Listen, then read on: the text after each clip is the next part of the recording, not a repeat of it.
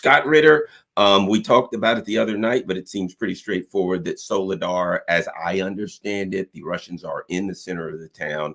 I would use the term that SOLEDAR has fallen. You can tell me what you think and what that means. Well, I mean, SOLEDAR has fallen. There's some pockets of resistance. The Russians acknowledge that there are, areas in the city where the Ukrainians are dug into a basement, entrenched in a bunker, et cetera. And these positions will be discovered, isolated, and destroyed. It's not going to hamper Russian operations going forward, and the city has fallen. And in doing so, as we discussed the other night, it's putting at risk the totality of the Ukrainian defensive line. Just today, the Russians have announced that they've begun a major offensive a little bit further to the north. So they're beginning the process of the unraveling of the Ukrainian defense line with a major axis of advance towards Kramatorsk, which is a major city in the Ukrainian occupied parts of Donetsk. It appears that the Russians are creating if this hand here is SOLEDAR, they're going to be coming down. If my head is Kramatorsk, they're going to be moving in that direction. So that appears to be, how the battlefield is developing as we speak. My understanding also is that there were a number of troops in SOLEDAR that may not have been able to withdraw, that there may be a number of Ukrainian troops still there that are either encircled or they're encircled and have been unable to withdraw. Have you heard anything about that? I mean, I've seen the stories. The Russian government hasn't come out and made any declaration of a major cauldron having developed. There's a lot of speculation that that the Ukrainians, that some intact units were unable to successfully evacuate the city and have been surrounded. I would think that the probability of that is low. That what we're going to see is hundreds of Ukrainian prisoners, but these are stragglers. These are smaller units. These aren't going to be intact Ukrainian formations, but we'll find out. Yes. So now, what does that mean for Bakhmut? Of course, you said, okay, great, SOLEDAR. Now they move to Bakhmut. I mean, now they move up to Kramatorsk. That stuff is way past Bakhmut. What does it say for Bakhmut if the Russians are in a way passing you by per se?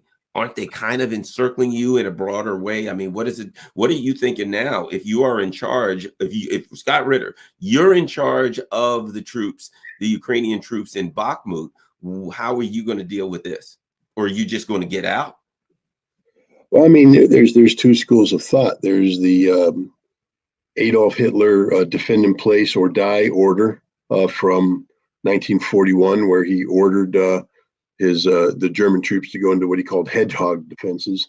And they just basically fortified themselves in place and let the Soviet assaults break their back on these hedgehogs. And it worked. The hedgehog defense, I mean, of course, some were overrun, some were isolated and had to surrender. But by and large, the hedgehog approach broke the momentum of the Soviet advance and enabled the Germans to maintain their line. Bakhmut is a inherently defensible location, conducive for being converted into a hedgehog. The problem is, are there other locations on the Ukrainian front that can do that? And what happens if the Ukrainians convert into a hedgehog and the Russians simply say, thank you, and they bypass and penetrate deep like the Ukrainians did to the Russians in Kharkov? So I don't think the hedgehog defense option is a viable one for the Ukrainians. Keep in mind that Zelensky knows that he has, anywhere, up to potentially 60, 70,000 troops in a training pipeline. that are being trained, and then they're going to be equipped with this equipment that's being brought in from various nations. And he alluded to this about SOLEDAR. He said they were buying time for us to build up our strength. So I think that the Ukrainian concept right now is to buy time to build up the strength, but you don't want to, in the process of buying time, sacrifice everything. Mm-hmm. They paid a heavy price for trying to hold on to SOLEDAR. The numbers of casualties, I think, are going to be measured in the tens of thousands. And if they decide to hold on to Bakhmut, the casualty level will easily reach that or more. So, there's a balance that has to be made. If your goal is to buy time until this new force is trained and then consolidated and then brought forward, what's the best strategy for that? A hedgehog defense or a mobile defense, one where you fall back and force the Russians to once again engage, et cetera. The last thing I think the Ukrainians want to do is create an opening in their defensive lines that the Russians can exploit. So I think if Bakhmut falls, and I think it's going to, that you're going to see the Ukrainians fall back to a second and third line of defense, all in an effort to stall the Russians until which time these new forces can be brought to bear on the battlefield. That brings something to mind because we discussed over the course of the first 9 months, when the Russians were, when the Ukrainians were building up, so they could have a lot of forces in, say, August, September, and they could, make a few moves and they could wander into some territories that the Russians didn't have enough people to defend, and they could get some pretty good public relations victories, if nothing else. Okay. Now, I'm reading on, and you can correct me if I'm wrong, reading a lot of stuff on Telegram, a lot of stuff all over the place about training, and apparently some of interviews from people on the Ukrainian side who were saying that a number of the troops that they have are people who now, some have 3-4 weeks of training. And as you know, for as far as, I'll put it like this, I was in law enforcement. Our academy was 6 months long. I wouldn't even dream of sending a police officer out of the academy after 3, 4, 5 weeks. And after 6 months, you had to go work with a seasoned officer for like a year. You are literally a training officer. Well, and that's not in the military. So I cannot imagine. To me, it's a joke to get somebody. I could barely teach somebody how to shoot a gun properly and, to find cover and defend themselves physically in 3 weeks. Really couldn't do it. So when we talk about buying time for more troops, when we talk about reinforcing troops from here and there, when you're dealing with troops that are really green as grass, how long do you keep doing, okay, we're going to hold out till we can get some more guys who we yanked off the streets and gave 3 weeks of training? It doesn't seem like a very good, how long can you keep doing this, Scott, before it just, flops on you? Well, let's put it this way. In the Marine Corps, the basic training is 13 weeks. Mm-hmm. And then once, and that just basically turns a civilian into a Marine. But you're not a combat capable Marine at that point in time. If you're in the combat arms, you didn't have to go to what's called your AIT, or advanced individual training. And depending on what you're doing, that's another block of time. But let's say you finally get all the basic and advanced training done. You are still wet behind the ears. You don't know anything. You're put into a Marine Corps battalion, which will absorb you, and you're going to be sent to a squad or a fire team where you're going to be the junior member. But you're surrounded by experienced Marines whose job it is to train you how to be a member of the squad, a member of this platoon. And generally speaking, you're going to join that unit somewhere in a 6-month training. Most units don't enter an operational phase still receiving green troops. You're going to receive your troops at a minimum of 6 months outside of your deployment. So they have 6 months. So it's going to take a minimum of 6 months, and probably even longer, because that makes 6 months supposed to be real training. So 6 months to train them how to be a member of the unit, then 6 months how to function as a unit before you go to war. So in short, to create a Marine capable of deploying overseas and functioning in an effective way, we're talking about a year and a half. And even then, you're still a rookie. Well, let me ask you this, Scott. You haven't got zing over your head yet. And does that include, because again, when you're talking about, when I watch these, I was watching online these, this was like a year ago in Belarus, they were doing these things, but it included like units moving together and you know what I mean? Like combined units and brigades doing this and this division's doing that, acting all together as opposed to, okay, we got a bunch of soldiers here. They know what to do. They know which end of the gun to point towards the enemy and the direction to run, as opposed to on the other side, you got people who are highly trained. Anyway, your thoughts on that? No, I mean, this year and a half figure I've talked about incorporates at least one rotation, probably more, through what they call CACs, the Combined Arms Exercise, Right. where you come in and you are working with artillery, you're working with armor. Not anymore. We got rid of our tanks, but light armored vehicles, etc. And a combined arms for you're calling in airstrikes, and it's all live fire, so that you're training as you're expected to fight. So there's going to be at least one CACs, and then if you're in a unit that's going to be, an expeditionary unit, you'll also during that final 6-month train up, you're going to do a number of other exercises that test very specific scenarios: non-combatant evacuation operations, hostage rescue operations, what they call TRAP, the tactical recovery of aircraft and personnel, all these different mission sets. You have to train up, and then there'll be exercises for this. So by the time you cross the line of departure in a real combat situation, you're ready for that job. There's no question about it. You're part of a unit that is prepared to aggressively close with and destroy the enemy through firepower maneuver. That's not what you're creating with these Ukrainians. You have some capabilities, but they're still very green. Whatever training they're getting, is not. Some of them are being trained in artillery at Grafenwohr, for instance, in Germany. Others are being trained in infantry tactics in England. Some are being trained in some armor tactics, etc., also in Germany or in France or elsewhere. And now they're going to come in from these different training evolutions, different training mentalities and approaches, and then they're going to come back to Ukraine and be put into a unit whose first chance to test operational theory in a cohesive manner as a unit will be war against Russians who are already there, who have perfected the art of this. It doesn't mean they're perfect, but they've perfected the art of combined arms warfare. They're less prone to making the errors that the Ukrainian troops are going to make.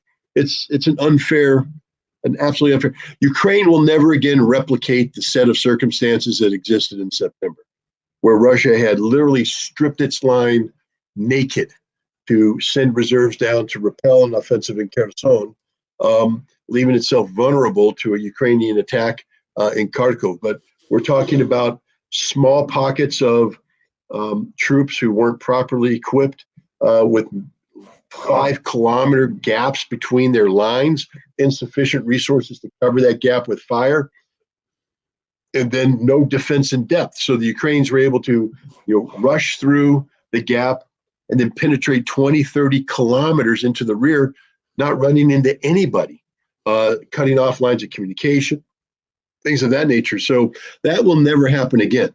So anybody who thinks that the Ukrainians are going to somehow replicate that situation, you're wrong. The Russians have prepared defenses, not only that are not only heavy on the front, but also in depth. I see a lot of the NAFO crowd, the North American fellas, who are very critical of Russia, basically trash talking the Russian defenses. Like a photograph of the Russians actually creating a defensive belt at a critical road juncture that was 15 kilometers behind the lines. The Russians are getting ready to retreat. Nope, it's called defense in depth. You secure these places so that just in case a reconnaissance and surveillance group penetrates the lines, when they hit this critical line of communication, they'll be destroyed by a defense in depth. The Russians now have the troops and the resources to do this. So the Ukrainians will never again enjoy the successes that they had, but the troops that they can bring in, if the Russians make the mistake, if the Russians cede the initiative. I think right now, once they break through Bakhmut and once they break through north, the momentum of advance will be such that the Ukrainians will always be on their back foot, retreating. But the moment the Russians call a pause and say, we're done, Ukrainians will regroup. And when you pause after an offensive, you will have deficiencies in the layout of your troop disposition that American intelligence will pick up, communicate to Ukrainians, and you're opening the window for a potential Ukrainian counterattack, which, while not as decisive, would be politically harmful to the Russians. So I believe that once this offensive starts, and I believe that in effect it has already started, or at least the supporting attacks. If you go back and take a look at the Soviet offensives against the Germans in support of the Stalingrad operation, they had initially some initial supporting attacks that were designed to, commit the Italians, commit the Hungarians, commit the Romanians, and commit the German reserves. And once they did that, then they launched the major pincer attacks afterwards to surround the whole kit and caboodle.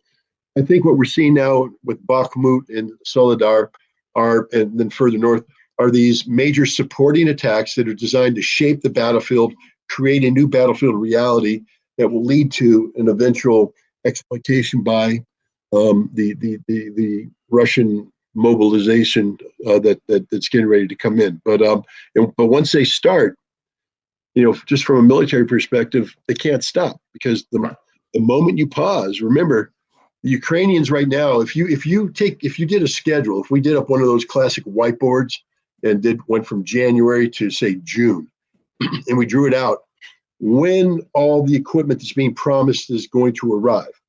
So on the one hand, on the calendar, you'd mark, okay, Abrams begin to arrive here. The Martyr begins to arrive here. The Leopard 2 might begin to arrive here. When do the troops finish training? 10,000 infantry arrive here. 7,000 armor crew arrive here. 5,000 artillery crew arrive here. And you look at that stagger, what you realize is that all of this won't achieve that combined arms unit capability until sometime in the early summer.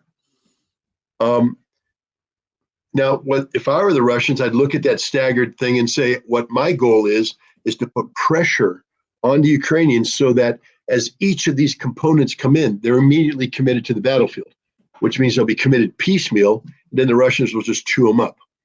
But if you pause and you allow these resources, instead of being staggered, to consolidate, then when they're committed, they'll be much more cohesive, much more lethal.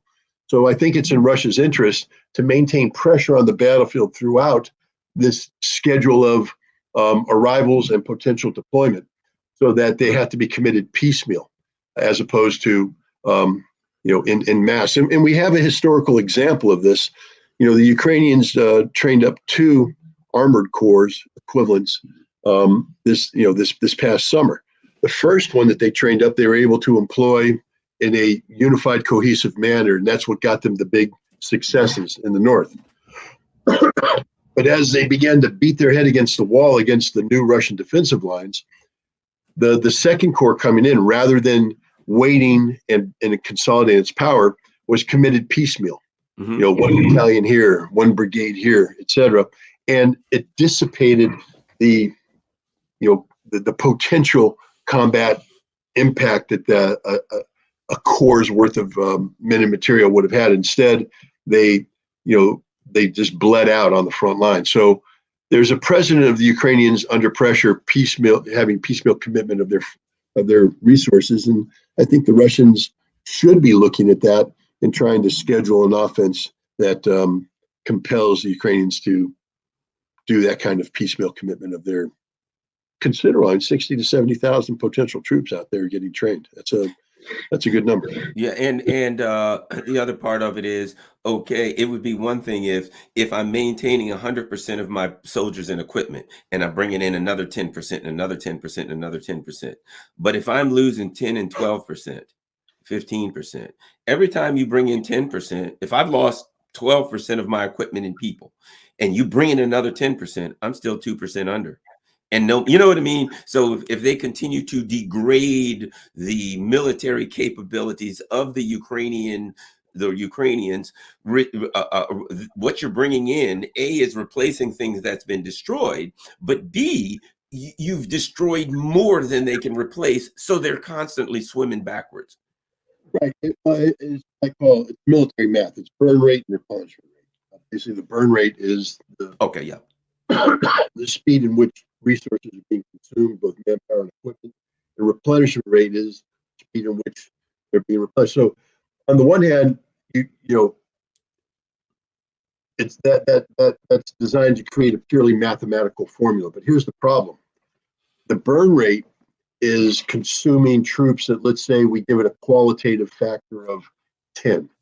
Um, Depending on the replacements, let's say they burn through 20 and the replenishment rate comes in with 20%, but not quite as good as the original group. It has to be integrated, so it can be lacking in effectiveness, et cetera.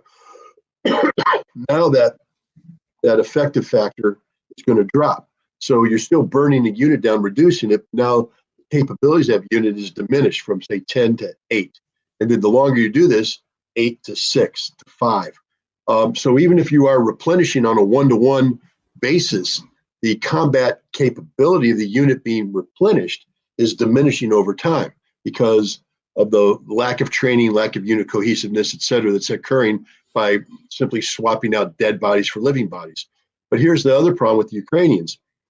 Their burn rate is so high that even when they replenish, you're not getting the numbers up to the level they want, but you're still diluting the quality. In fact, the more disparity you have with the numbers, the less the quality of the individual components will be, because part of their combat effectiveness isn't them in isolation. It's how they work with others. And if you're diminished, you don't get that multiplying factor, et cetera. So again, it's a complex formula. I don't know if I explained it once. Yeah, With I in the lead up to Desert Storm, I was in this wargaming center at headquarters at the warfighting command in Quantico, and my job was to use something called the Janus system, which is a giant computer war game system with it, very accurate. You could program all these capabilities in. But I built the Iraqi defenses. I went and got the satellite photos, the order of battle, and I built the Iraqi defenses the way they actually were. And then we sat there and we inputted factors such as ammunition, morale, training levels. So the probability of kill factor, the PK factor for each unit was calculated based upon past history, current capabilities, et cetera. And then as the battle goes on and things diminish, the numbers, and then we lay it out, and then we bring in the Marines to do the same thing, and then you hit play, and they go in and they grind each other up, and you see what works and doesn't work. But the whole process of that, I spent months doing this, so my brain got programmed into, automatically looking at a unit and breaking it down into its component numbers, different calculations. So today, when I look at a unit, I look at terrain, I look at the weapons and equipment, my brain is in Janus mode. It's just basically going, okay, if I commit that unit, this is what's going to happen. And so far, I've been pretty accurate in terms of casualty predictions, et cetera. So that's how my brain works. So that's what maybe it sounded a little overly complicated. It really wasn't reality. It makes sense because at some point you have an army, and I'll call them green soldiers. You have an army that becomes over 50% green. You know what I mean? You start off with a soldier with an army that's 90% seasoned veterans, and then they fight and you get battle veterans, but as they degrade quickly, it comes to a point where the majority of your army is green. And I would imagine that there is a point where you go from a percentage of your army being green and new and 3 and 4 week soldiers to over 50%. It will degrade the effectiveness of your army so quantitatively that your army becomes kind of a fish flopping around on the ground, to use it. But at any rate, so we got plenty more to talk about. We also want to talk about, the Challenger tanks are coming in, and they're sending in French something or other, wheeled vehicles, and all kinds of things are coming in. There's plenty to talk about. We got about another half hour to go. I just want to let everybody know we're now going over to Rockfin, but I wanted to make sure that everybody heard some important stuff. Rockfin, we got a lot of big things to talk about there. For the next half hour, just so you'll know, Rockfin is a free speech platform. And they have no advertisements on Rockfin. Everything I do on YouTube, I do on Rockfin. You can become a Rockfin member. Please do. So when and if they throw me off of YouTube, you'll be able to find Scott and I, and everybody's over there. The Duran, everybody else is there. There's no charge to join. However, all creators on Rockfin do one premium show per week, at least one. We're required to do one, and subscribers only. The subscription is $14.99 per month. But if you get a year, it's only $9.99 a month, because they give you a couple of months free. And the reason being, it's a free speech platform, but they have no advertisements. And subscribers, which is a choice, subscribers allow them to have a great platform, free speech. They don't say anything. They don't throw anybody off. They don't do any of that stuff. And they don't have advertisements, so you don't have to deal with that crap. So those who can afford it, I certainly appreciate you helping out, keeping Rockfin on the air, keeping the show on the air. Everyone else, you see everything going across patreon.com/Garland Nixon. PayPal, certainly. Buy Me a Coffee is always great. It's even better than PayPal. It's Buy Me a Coffee. It's good. It's not the neoliberal site. So I certainly appreciate anybody that can help the channel going. We're moving over now to, if I can figure out how to do it, to Rockfin. Thanks, everybody. So YouTube is